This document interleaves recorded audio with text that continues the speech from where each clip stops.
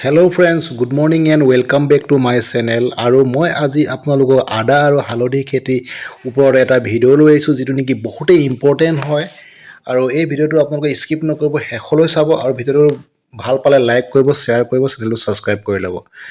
আমি আদা খেতি আৰু হালধি খেতি কোনটো মাহত আমি কৰিব লাগে বা কোনখিনি আমি তাৰ শস্য ৰক্ষা আমি ইউজ কৰিব লাগে বা কেনেধৰণে আমি খেতিখিনি ইউজ কৰিব লাগে বা খেতিৰ স্পেচিং কিমান চেণ্টিমিটাৰ দূৰত্বত আমি তাৰমানে ৰোপণ কৰিব লাগে গোটেইখিনি চাব পাৰিব আপোনালোকে। ভিডিঅ'টো ৰখাই ল'ব, ৰখাই পেলাই স্ক্ৰীনশ্বট মাৰি ল'ব আৰু বহুত ভালদৰে লিখি দিছে যিটো নেকি চাইণ্টিফিক কাল্টিভেশ্যন হয় আৰু চাইণ্টিফিকেলি খেতি কৰিবৰ কাৰণে আপোনালোকে ভিডিঅ'টো ভালদৰে চাই ল'ব আৰু যদি ভাল পায় শ্বেয়াৰ কৰি দিব আৰু